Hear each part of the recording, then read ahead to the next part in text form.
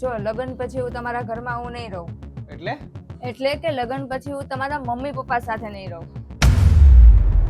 હું એકલી રહેલી છું ને એટલે મને એની સાથે નહીં ફાવે. તે આવી વાત કરવા માટે ત્યાં અહીંયા મને બોલાવ્યો છે. અને લગ્ન પછી તો દીકરીઓ બધી પોતાના સાસરે જ રહે ને. પણ આ વખતે આપણે થોડુંક બદલી નાખીએ. લગ્ન પછી તમે મારા ઘરે રહેવા આવજો. કેમ ખોટું લાગી ગયું? અને દર વખતે અમે છોકરી શું કામ એડજસ્ટ કરીએ? ક્યારેક તો તમે કરી શકો ને. ના ના, એમાં કઈ વાંધો નથી. પણ લગ્ન પછી મારી પણ થોડી કન્ડિશન છે કે હું જોબ નહીં કરું. વાંધો નહીં, મને કઈ પ્રોબ્લેમ નથી. હા તો કઈ વાંધો નહીં. અને મને એમ કે તારી સેલરી કેટલી છે? સેલેરી? તમારે સેલેરીથી શું મતલબ છે? કેમ તું મારા ઘરે આવે તો તું મારી સેલરી બધું ના પૂછે? કઈ વાંધો નહીં, હાલો એ છોડો. પણ તમારી ઘરમાં ગાડી કઈ કઈ છે ને કેટલી છે? એક આ પડી છે ને એક પપ્પા લઈ ગયા છે. તો બહુ પ્રોબ્લેમ થઈ જશે. હવે કદાચ મને એમ કે લગ્ન પછી જો મારે કંઈક જરૂર પડી અને મારે ગાડી લઈને ક્યાંય જવું હોય તો હું કઈ ગાડી લઈ જાઉં, ક્યારે લઈ જાઉં?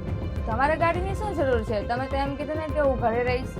અરે કાંઈ જરૂરી થોડી છે કે હું આખો દિવસ ઘરમાં જ રહું. ક્યાંક અચાનક જવાનું થયું તો હું કઈ ગાડી લઈ જાઉં? કાંઈ વાંધો નહીં, હાલો એ છોડો. પણ તમારું આ જે ઘર છે એ કેટલા રૂમનું છે? 3 BHK. તો આ ઘર બહુ નાનું પડશે, કેમ કે એક રૂમમાં તારા પપ્પા મમ્મી રહેતા હશે, એક રૂમમાં તારો ભાઈ રહેતો હશે અને એક રૂમમાં આપણે રહેશું. તો રોજ સવારે ઉઠીને તમારે જીમ, યોગા, બધી એક્સરસાઇઝ કરવાની હોય એટલે એક રૂમ તમારે બીજો જોશે જ તે. એક કામ કરજો, આ વેચીને 4 BHK લઈ લેશું. અને કદાચ આ વેચીને તમારે 4 BHK ન લેવું હોય તો આપણે એક કામ કરીએ કે આપણે અલગ રહેવા જઈ શકીએ એમાં, ફ્લેટમાં કે એમાં. તો આપણે થઈ જાય કામ, 2 રૂમનો ફ્લેટ હોય તોય. આ શું બકવાસ કરો છો તમે? અરે લે બસ ને, આમાં જ તને બકવાસ લાગવા માંડી? હજી તો બાકી છે મારી કન્ડિશન. બોલો. અને હા જો, લગ્ન પછી તારે કદાચ તું નોકરીએથી આવ સાંજે, જ્યારે પણ આવ ત્યારે વહેલા મોડું, પણ મારા બધા જ કામમાં તારે મદદ કરાવવી પડશે. અને હા, કદાચ આપણે મેચ નોય થયું, મેળ નોય પડ્યો લગ્ન પછી, તો ગમે ત્યારે 6 મહિના, વર્ષ, 2 વર્ષ, 5 વર્ષ, 10 વર્ષ પછી તે આપણે છૂટાછેડા લઈએ તો તારે અડધી પ્રોપર્ટી મારા નામે કરી દેવી પડશે.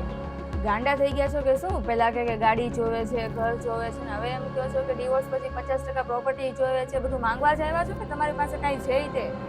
કેમ ખોટું લાગી ગયું? હા તો લાગે જ ને.